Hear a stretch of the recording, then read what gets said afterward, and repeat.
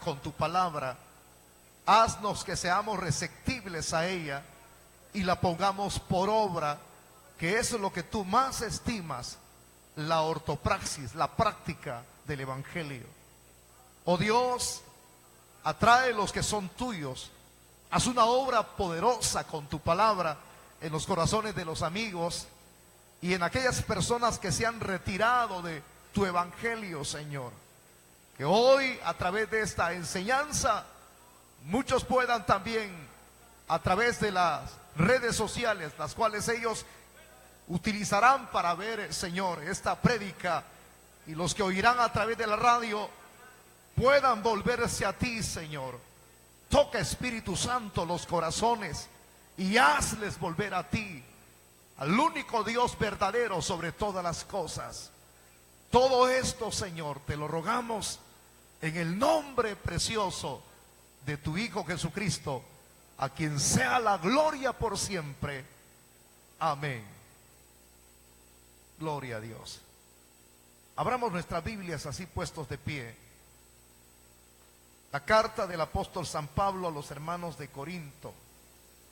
Primera de Corintios, capítulo 15. El versículo 51 al 53.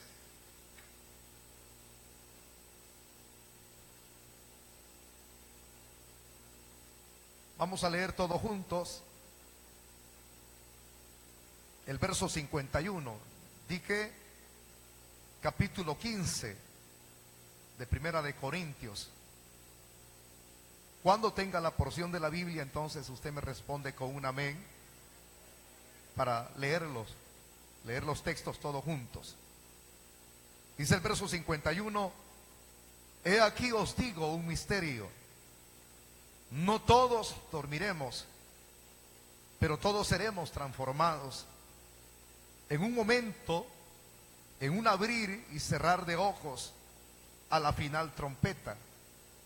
Porque se tocará la trompeta y los muertos serán resucitados incorruptibles, y nosotros seremos, dígalo fuerte, seremos transformados. Verso 53: porque es necesario que esto corruptible se vista de incorrupción y esto mortal se vista de inmortalidad. Tome su asiento si es tan amable, por favor, hermanito.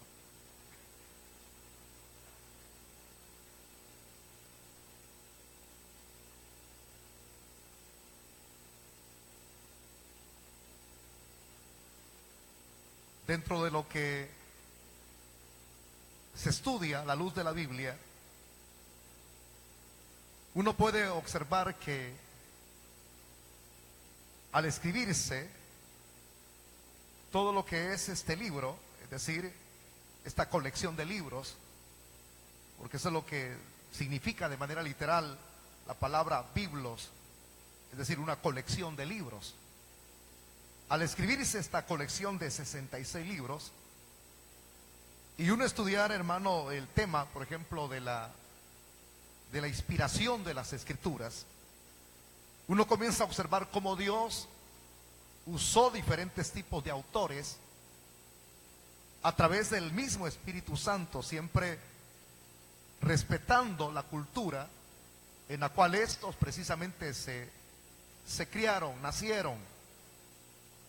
Pero los usó Dios a través de su Espíritu Santo para que ellos escribiesen. Entonces, cuando recuerdo esta enseñanza doctrinal de cómo Dios usó a estos hombres, los usó en sus diferentes épocas.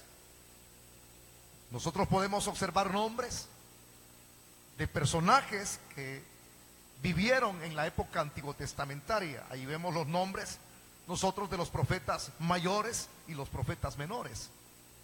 De igual manera, cuando uno pasa de manera sucesiva hasta el periodo neotestamentario, uno puede observar también que Dios usó personajes muy sencillos, los inspiró para que escribiesen. Pescadores, hombres muy humildes, ¿verdad?, que la gente llamaba iletrados, pero no es que ellos fuesen iletrados. Lo que sucede es que ellos nunca tuvieron quizás, hermanos, una preparación académica extensa, pero que hayan sido iletrados no los eran, sino que no tuvieron una preparación extensa, pero eran personas que sabían leer y escribir. El hecho es que cuando uno analiza esto, hermanito, Dios usó en el pasado profetas, reyes, y así también en el periodo neotestamentario usó hombres tan sencillos como los que estoy mencionando, y también usó médicos, como el caso de Lucas. Ahora, al fusionar todo esto, tanto del periodo antiguo testamentario y neotestamentario, es así como uno llega a tener esta recopilación de estos libros, que se le llama biblos, colección de libros. Pero fue Dios quien los usó, fue Dios quien los inspiró a escribir. Ahora el hecho es que cada uno de ellos lo que escribió, lo escribieron de acorde a una revelación. Si nosotros podemos observar, Moisés tuvo la revelación de escribir cosas del pasado.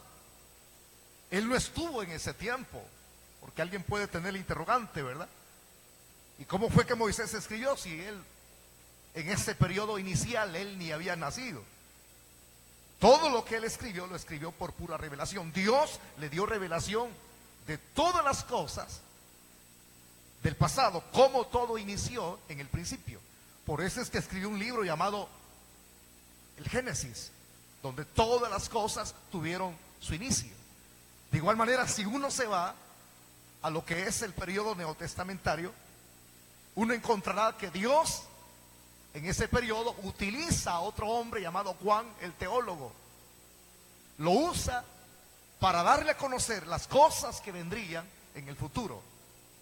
Todo esto, al igual como Moisés por revelación escribe, así de igual manera por revelación Dios le dio la revelación a Juan y él escribió el libro del Apocalipsis. Ahora, ¿por qué estoy dando a conocer esto si no es la doctrina que voy a desarrollar? Parece incongruente, ¿verdad? El hecho de comenzar con esto en la introducción es para que nos demos cuenta aquí que cada uno de ellos tuvo una revelación para escribir.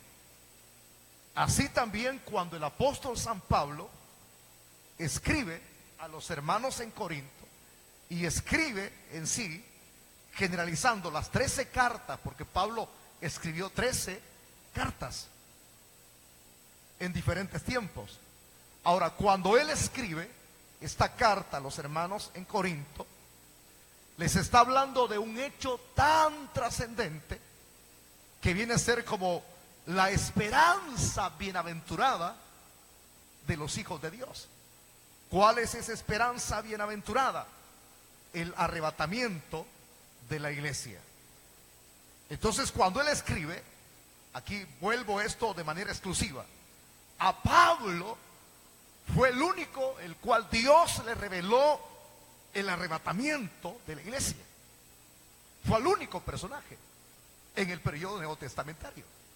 O sea, no hay otro. Cuando uno estudia, entonces la inspiración, usted puede decir, este escribió esto, este escribió esto, este escribió esto. Así como yo le di a conocer dos hechos, tanto del pasado como del futuro. Es decir, Moisés y Juan. Ellos escribieron esa revelación. Fueron los únicos a quienes Dios le reveló el pasado y el futuro. Entonces, a quien Dios le revela esta doctrina del arrebatamiento de la iglesia, el único personaje fue el apóstol San Pablo. Fue a Pablo el único personaje que escribe acerca de este hecho tan trascendente. Entonces, si esto, hermano, ahora lo damos a conocer, es para que usted esté, hermano, ya en la comprensibilidad acerca de lo que hoy vamos a desarrollar a través de esta doctrina, a través de esta enseñanza. Entonces ahora, con esto que le he mencionado, ya entrando en el desarrollo, usted entiende que la doctrina del arrebatamiento, según lo que Pablo dice aquí en el versículo número 51, dice: he aquí, os digo un misterio. ¿Qué está diciendo Pablo? Dice que él le va a dar a conocer un misterio. Dice que la palabra misterio en el griego es la expresión que se escribe así, musterión. Así se escribe. Si quiere apuntarlo, hágalo. Entonces, misterio es la expresión literal, la interpretación. Pero misterio se escribe en el griego. Y lo que significa esta palabra, misterio, para muchos, de manera literal, dicen es algo desconocido o que no ha sido revelado. Esa es la palabra interpretada, misterio o musterión, como dicen algunos. Ahora, si a Pablo se le dio este musterión, que así lo que dice acá en el verso 51, os digo un musterión, y vea lo que Dios le reveló en ese musterión, eso que para muchos es algo desconocido o que no ha sido revelado, pero que a Pablo Dios se lo reveló. Se lo reveló el Señor. Ahora, ¿cuál es ese musterión? Dice el verso 51, no todos dormiremos, pero todos seremos transformados. Hay una pregunta que muchos se hacen, ¿verdad? ¿Por qué Dios reveló esto al apóstol San Pablo? ¿Por qué se lo reveló a él y no se lo reveló a las personas del periodo antiguo testamentario? Pues, hermano, en el propósito de Dios, Él usa a cada persona de la manera en la cual Él cree conveniente usarlo. Y ahí uno ya no se puede meter, hermano. Porque ahí no puede uno estarle diciendo: ¿y por qué no le revelaste esto a Nehemías? ¿Y por qué no le revelaste esto a los profetas menores y mayores? Se lo reveló a Pablo. ¿Pero por qué, verdad? Hay una respuesta. Porque esto no se conocía en el antiguo tiempo. Porque en el Antiguo Testamento esta doctrina prácticamente, hermano, no fue dada a nadie. Nadie la conocía. Ninguno de los profetas se les había sido revelado a través del Espíritu Santo, que es el medio como Dios revela a las personas las cosas. A nadie. O sea que esta enseñanza doctrinal no era conocida, no se sabía de ella. Bienaventurados los que estamos aquí en este lugar, dichosos. Pero veamos entonces en sí esa revelación que Dios le dio a Pablo. Y es tan sencillo entenderlo porque los textos lo clarifican. No todos dormiremos, pero todos seremos transformados. Es decir, que Dios le revela a Pablo en ese periodo neotestamentario que habría una generación de personas que habrían de tener a Cristo en el corazón, y que estas personas, al tener al Señor en su corazón, no iban a morir. Eso es lo que dice aquí el texto. No todos dormiremos. La palabra dormir significa no todos moriremos. Porque para el cristiano ya no hay muerte. El cristiano duerme. Dios le revela eso a Pablo. No todos dormiremos. Y Él lo da a conocer. Esta generación de personas que tuvieran al Señor no iban a morir. Y la revelación continúa porque es progresiva. Y que esta generación de personas que tuvieran a Cristo, si no iban a morir, entonces ¿qué iba a pasar con ellos? Acuérdense, hermano, que quien está escribiendo aquí, en la escritura se le llama el perito arquitecto de la iglesia.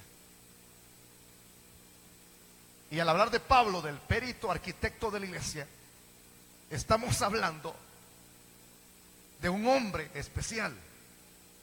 Especial en el sentido de que todo lo que no estaba organizado en su época, doctrinalmente hablando, o sea, la doctrina ya estaba establecida en el periodo antiguo testamentario. O sea, todo ya estaba, las enseñanzas ya estaban, pero quien las ordenó fue el apóstol San Pablo. Muchas de las doctrinas las cuales nosotros conocemos y que están establecidas en la epístola a los romanos: la salvación por fe, la justificación. Pero esta enseñanza no estaba. Fue algo nuevo que el apóstol San Pablo recibió en su tiempo. Entonces, ¿qué sucedería con esas personas que no morirían? Y como le dije hace unos minutos atrás, esa revelación era progresiva cuando Dios se le iba dando a él.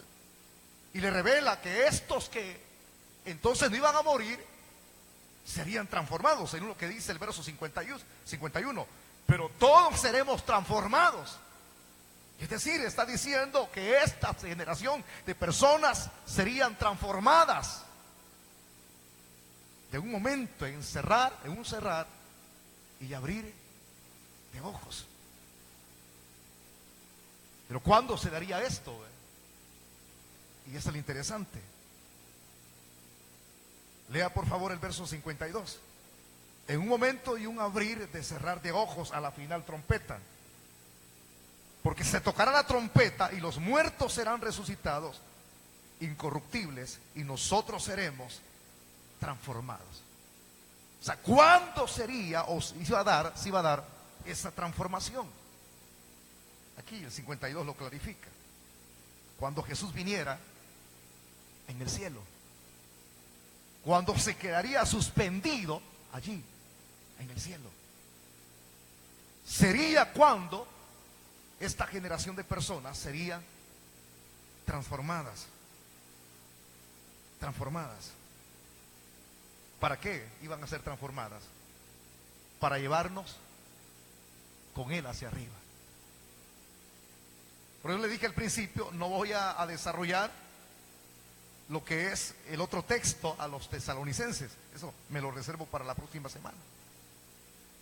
En donde quiero enfatizar y centrar mi atención es aquí, en esto, que era un misterio, pero que a él le fue revelado. Ahora, si esta doctrina entonces era un misterio, mysterium, y a Pablo se le reveló, esta doctrina comenzó entonces, preguntaría alguien, ¿cuándo comenzó a destaparse? ¿Cuándo comenzó a entrar en vigencia? Bueno, porque usted va a oír diferentes tipos de comentarios y yo quiero adelantarme a eso. Porque más de alguien le va a decir a usted, hermano, y esa doctrina, porque hay muchos que se meten, hermano, hay gente que es teóloga, hay personas que se especializan en ciertas materias de la teología, como por ejemplo, al hablar de lo que yo estoy enseñando ahorita, estamos hablando de eventos del futuro, lo que en la teología se le llama escatología, que son las enseñanzas doctrinales de los acontecimientos que van a suceder en el futuro. Eso es, muchos saben de eso, saben de escatología. Y como saben de escatología, muchos de ellos son teólogos, entonces hacen preguntas como, hermano, ¿verdad que esa doctrina la cual ustedes tienen en su congregación, verdad que es nueva? ¿Usted qué respondería? ¿Ah? ¿Por qué no? Ahí es donde uno tiene que tener conocimiento. Y por eso es que estamos aquí, para aprender. Esta doctrina comenzó a destaparse hace 1 siglo y medio, aproximadamente. O sea que estamos hablando entonces, comenzó a destaparse hace 1 siglo y medio. Significa entonces que es nueva esta doctrina. Y si usted le dice que sí, usted está clarificando, dice, sí, es cierto. Pero la pregunta viene, ¿por qué entonces es nueva, verdad? ¿Por qué entonces es nueva?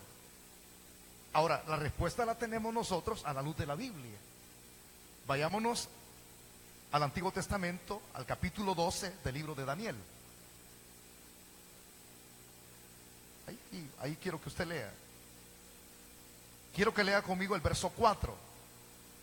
Dice el verso 4: pero tú, Daniel, cierra las palabras y sella el libro hasta el tiempo del fin. Muchos correrán de aquí para allá y la ciencia se aumentará. Ahora, vuelvo a repetir las expresiones iniciales. Tú, Daniel, ¿qué le dice? Cierra esa expresión. Vayamos despacio. Para usted, ¿qué significa cerrar? O sea, literalmente es, si la puerta suya no tiene chapa, ¿qué le pondría en lo externo si usted saliera a hacer un mandado? Entonces usted le pone un candado. Cerrar es colocar o poner un candado. Eso es lo que Dios le está diciendo aquí a Daniel. Cierra, ponle un candado, así literalmente, a lo que te voy a decir, a lo que te voy a revelar, para que lo escribas. Y dice el versículo aquí que estamos leyendo, que es el verso 4: cierra las palabras y sella el libro, léalo todo, hasta el tiempo del fin. Ponle un candado a lo que te voy a decir. Y eso significa, no lo van a entender hasta el tiempo del fin. Dice, hermano, aquí de este dato, tendrían que pasar más de 2500 años. Van a pasar 2500 a esto que Dios le está diciendo a Daniel, sin que lo que yo te voy a decir lo van a entender. Eso es lo que significa.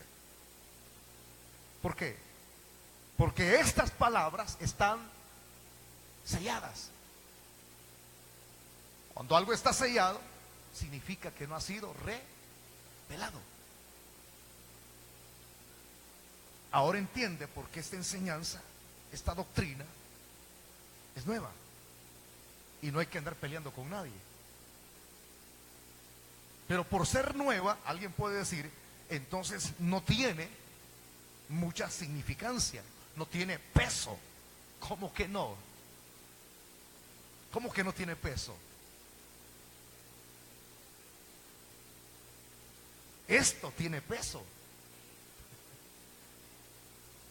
Tiene peso. Y ahí es donde se arman las polémicas.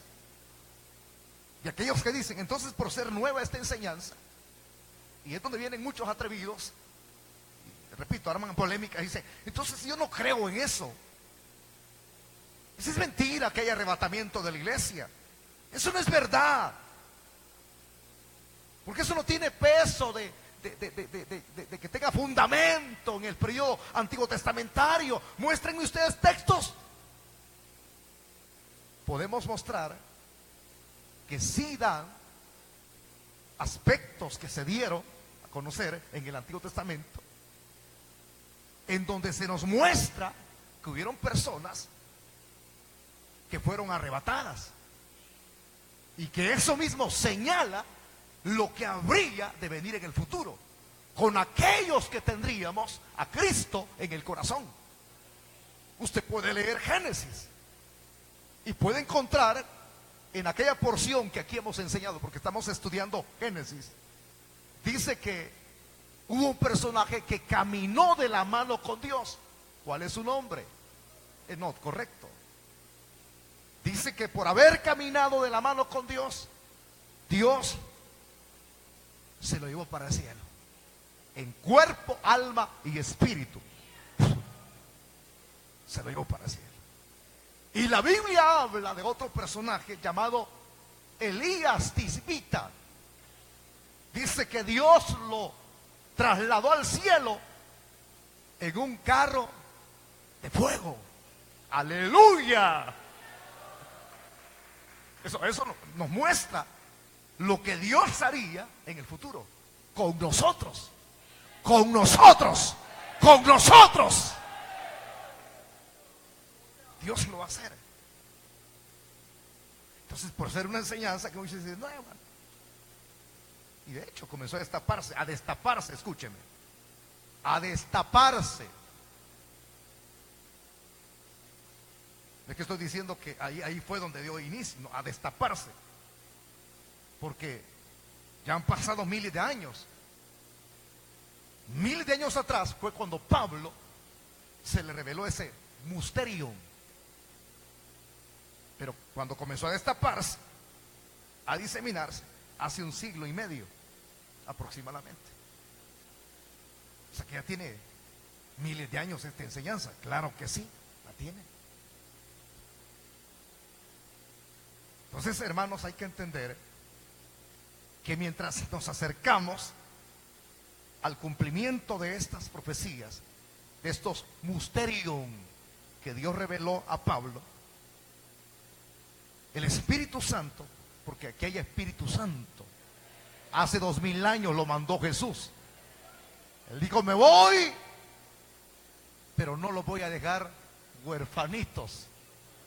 Les voy a mandar, dijo el Señor, un paracleto, un consolador, aleluya, un compañero inseparable que va a estar con ustedes. Él les va a enseñar todas las cosas. Él va a dar testimonio de mí. Alábele que Él vive.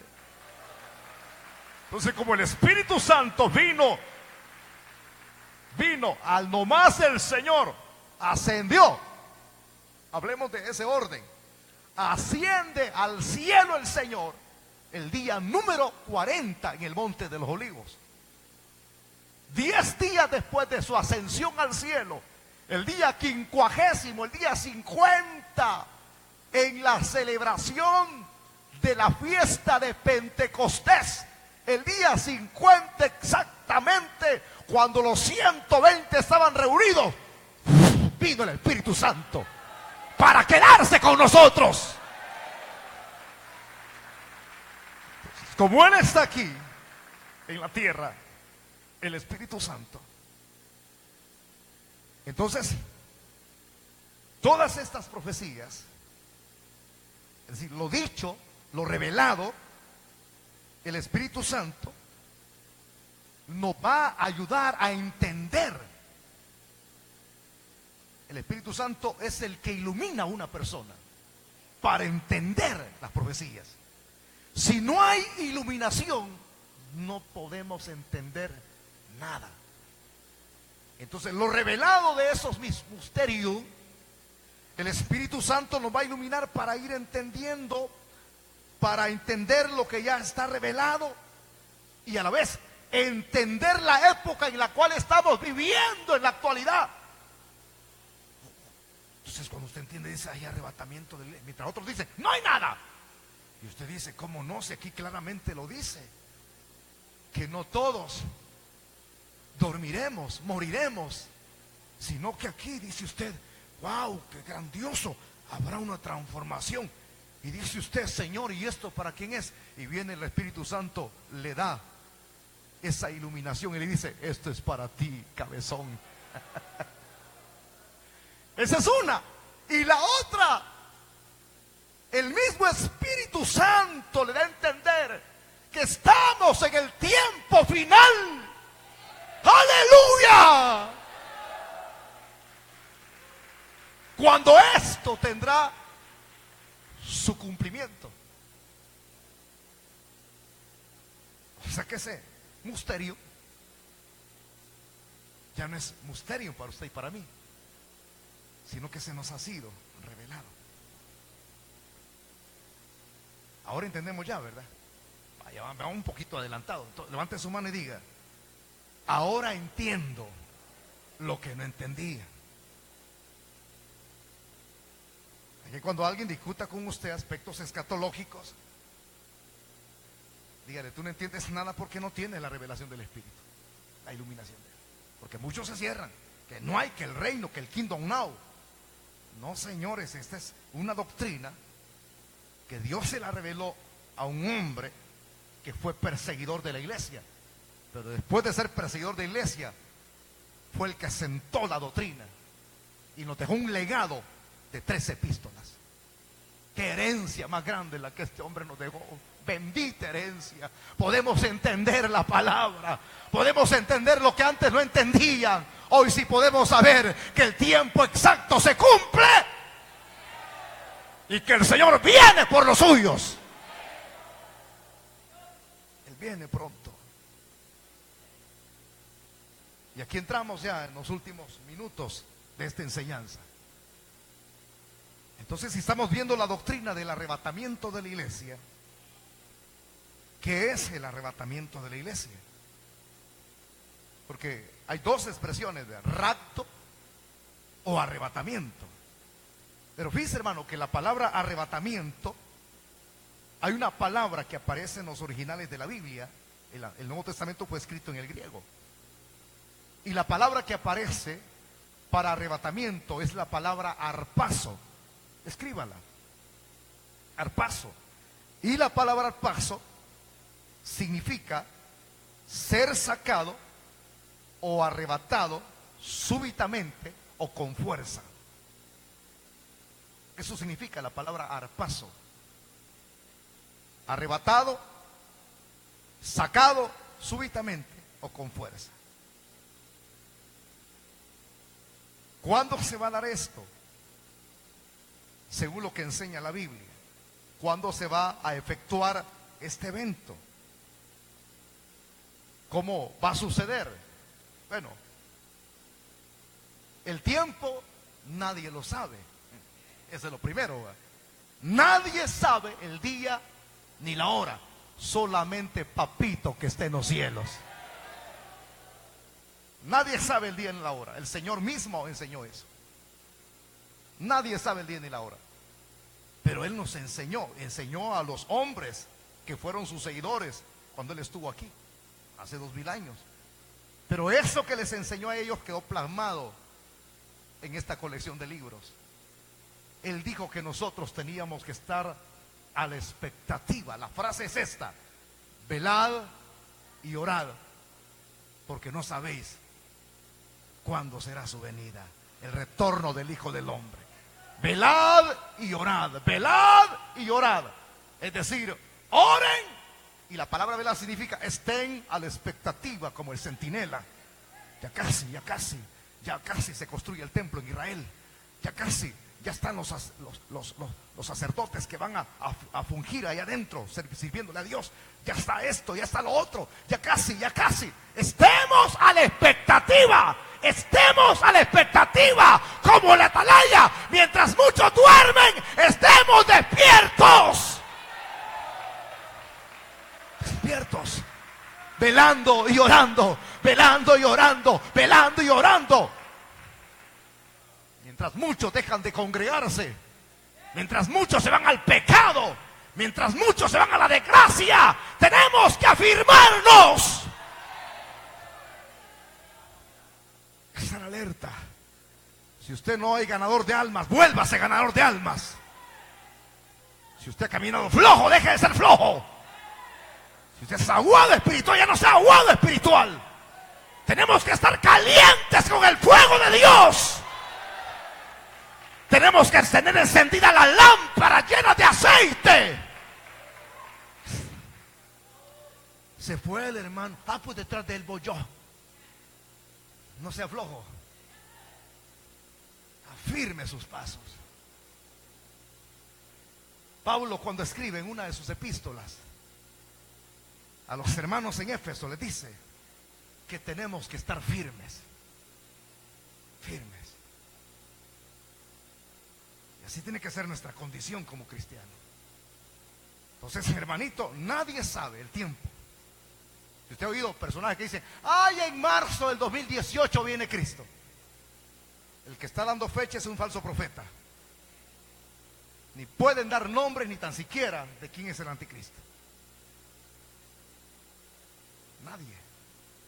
Ni el tiempo en que Cristo, el día en que Él va a venir. Nadie, nadie, nadie. Eso está vedado para nosotros. ¿Cómo va a suceder? Qué lindo es entender esto. Dice el verso 52, en un momento, en un abrir y cerrar de ojos, a la final trompeta, porque se tocará la trompeta y los muertos serán resucitados incorruptibles. Y nosotros seremos transformados, porque es necesario que esto corruptible se vista de incorrupción y esto mortal se vista de inmortalidad.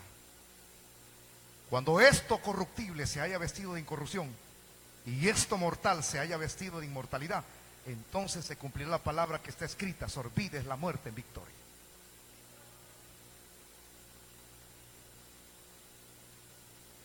¿Cómo será esto? Ahí está, ahí lo dice. A la final trompeta. Se va a tocar una trompeta. ¿Cuándo? Cuando el Señor esté ahí arriba. Así será, aquí como lo narra la Biblia, es sencillo de entender. Se va a tocar una trompeta, sí. Los únicos que van a oír ese trompetazo, esa señal, son los que estén calientitos, mano, y estén en su primer amor. Los lavados y comprados con la sangre del Cordero que quita el pecado del mundo. Cuando suene esa trompeta, entonces es ahí donde el Señor está suspendido, ahí en el cielo. Y aquí habrá una transformación. Dice, por eso es que le voy a dar una reseña de lo que voy a explicar más adelante en Tesalonicenses. Los muertos en Cristo resucitan primero. Luego nosotros que habremos quedado seremos transformados en un cerrar y abrir de ojos. Y saldremos al encuentro juntamente con ellos a recibir al Señor en los aires. ¿No se alegran ustedes? Así será. Desde ahí el cielo nos va a llamar el Señor. Del cielo. Por eso es que, hermano, uno tiene que marcar la diferencia en estos aspectos que estamos explicando. Porque cuando Él quede suspendido, pues la iglesia es levantada. Él no viene a poner pie sobre la tierra. Él viene a traer a su iglesia. Por eso es que algunos dicen, hablando, ¿verdad? Porque hay una expresión que se utiliza, la segunda venida de Cristo. Y fíjense que dentro de esa segunda venida hay una segunda venida que tienen sus objetivos claros, propósitos claros. Y esa segunda venida, la palabra que se utiliza para segunda venida es la palabra en el griego parousia.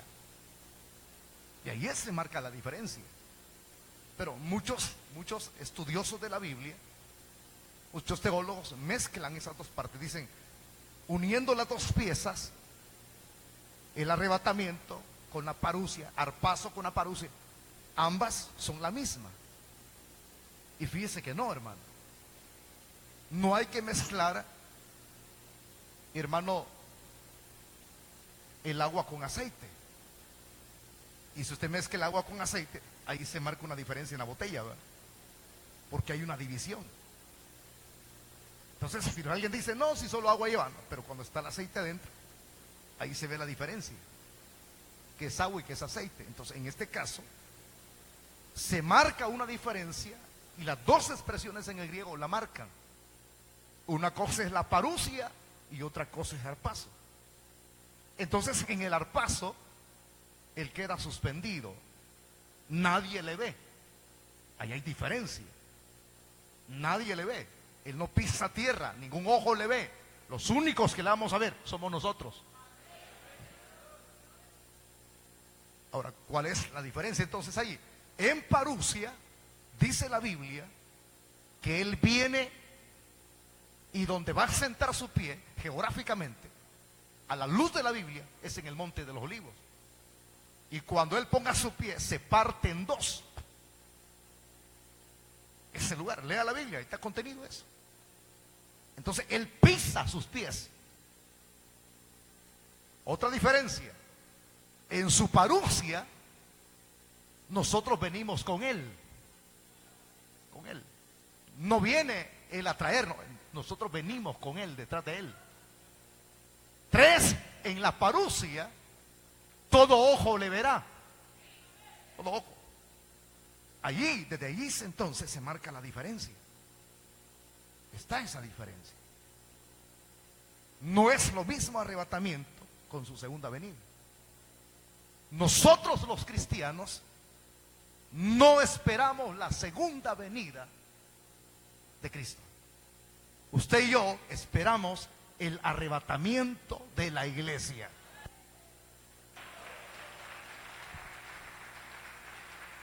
Eso esperamos nosotros. Por eso es que los dos aspectos son diferentes. No es lo mismo. Muchos están esperando la segunda venida. Hay que se queden con el anticristo. Pero nosotros esperamos a nuestro amado. Conforme vayamos avanzando, hermanos, vamos a ir entendiendo algunos aspectos o muchos aspectos que no están muy en claro en nosotros a través de esta enseñanza bíblica. Pero si usted ha oído personas que dicen, eso no es verdad, eso no es cierto, déjenlos que hablen. Quien habla en lugar de nosotros es la Biblia. Y la Biblia no necesita que la defiendan. Es la palabra infalible de Dios. Crean o no lo crean, el arrebatamiento de la iglesia se va a dar. ¿Lo creen, iglesia? Entonces levante la mano y diga, yo creo que así va a ser. Oramos al Señor. Eterno Dios que estás en el cielo,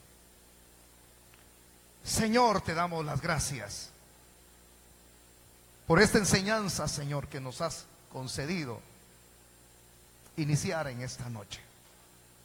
Yo te pido, Dios, que abras el entendimiento.